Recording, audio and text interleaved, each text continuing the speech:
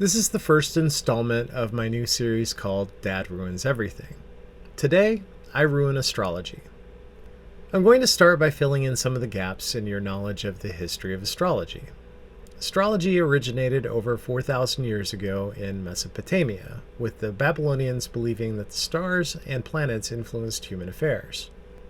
About 2,500 years ago, they divided the sky into sections corresponding to the constellations, and this is where the 12-sign zodiac originated. The Egyptians took part of the Babylonian star charts and linked them to their gods, creating Decanic astrology. The Greeks then combined those astrological mythology systems to create Hellenistic astrology about 2,400 years ago. Hellenistic astrology was a more involved belief system, incorporating philosophy and mathematics.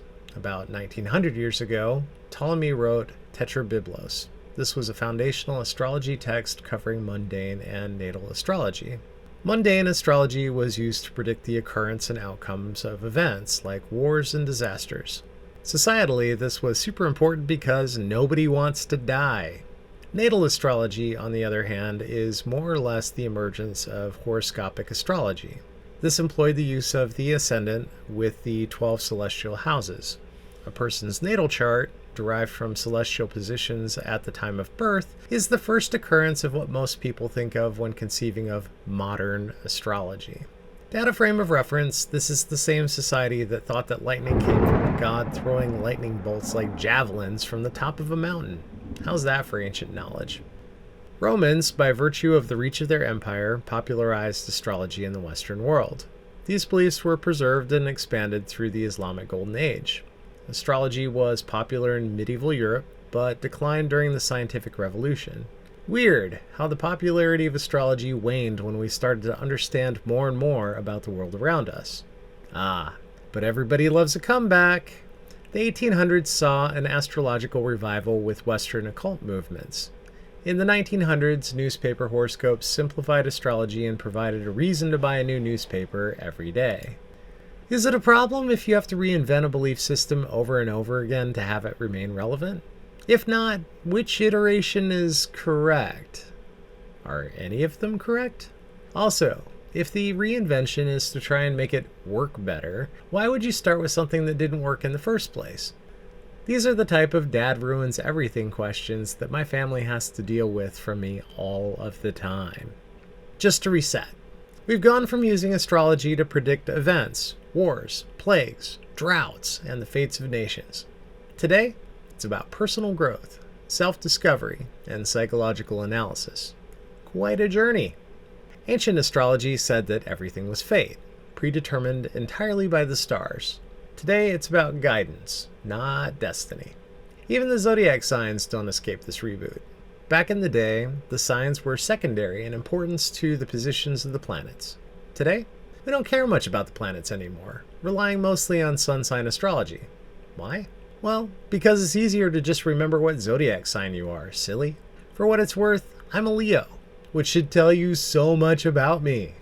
Speaking of the planets, as foundational as they were in ancient astrology, it's worth noting that these super scholars were only aware of 7 of them. For those of you keeping score at home, that's not how many planets we have in the solar system. I guess it's possible that Uranus, Neptune, and Pluto don't really affect astrology. Except that they apparently do? Yes. Today, somehow these planets have now been annexed into modern astrology. Apparently, astrologers are unmoved in the debate about Pluto just being a trans-Neptunian planetoid, no different than any number of others orbiting around the far reaches of our solar system. Glad that's settled. It's worth noting that I've just scratched the surface. There's way more that marks the stratification of astrology over time. I guess that's inevitable since it survived over the course of thousands of years. In its golden age, astrology was practiced by wise scholars, underpinning societal pillars like religion, science, and philosophy. Oh yeah, considering all of this is based on some kind of magical understanding of celestial bodies, it's also worth noting that we didn't even figure out that planets in our solar system, including the Earth, orbited the sun until about 1700 years after astrology started. Ancient wisdom indeed. Wild stuff. So that's a really light history of one of the lines of astrological belief. There are others. I think that highlighting the evolution brings out the logical inconsistencies that make it obvious that astrology is fantasy. But hey, that's not the only way we can ruin this. Some people are into lists. 1. There's no scientific or experimental evidence. Despite countless studies, there has never been a displayed effect on personality or future events from celestial bodies. Lots of scientific research has gone into trying to validate ancient beliefs, to lend them some type of substantiation beyond faith.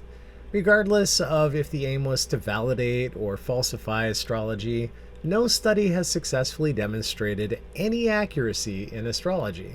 In fact, Sean Colston's 1985 study, published with peer review in the journal Nature, found a set of astrologers to be no more accurate than random guessing. Not convinced? Check out Google Scholar and you'll see lots of twin studies. Unsurprisingly, astrology fails to dictate identical personalities in twins. Shouldn't they be the same? If you're going to argue that the minimal time between births somehow has an effect, you should see the study showing the degree of difference in the personalities of twins does not correspond to time between births. Logically, if seconds or minutes can make that much of a difference, how does a horoscope for a birth month work? 2. There's no repeatability. Different astrologers give conflicting readings to the same person. Horoscopes are vague and generalized, so they apply to almost everyone.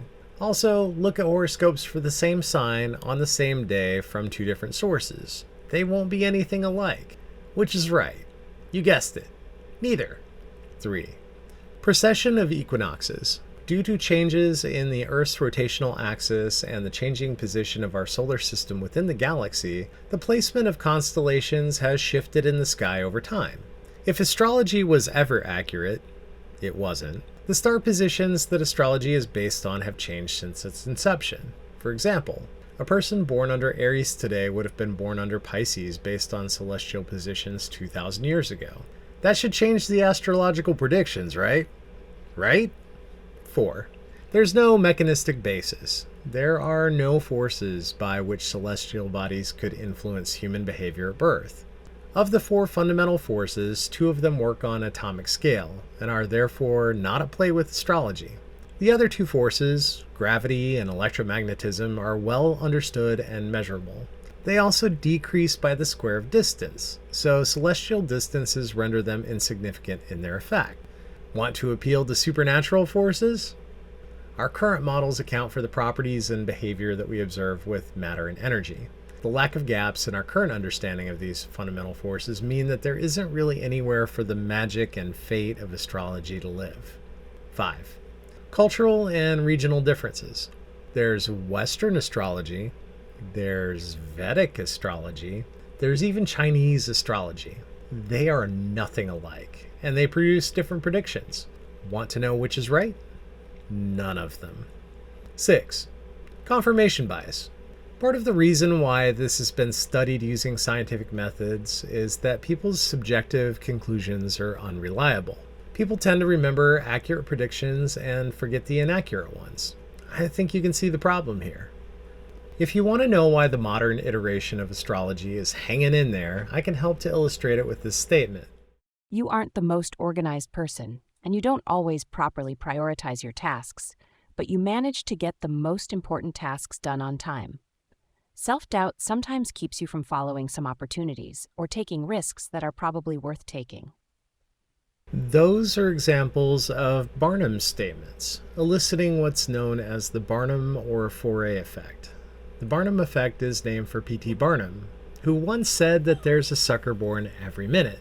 He was an expert in tricking people, so much so that it was basically his profession. Barnum's statements are vague or general statements, and the effect is that people believe that these statements are true when they're posed as being specifically crafted for them.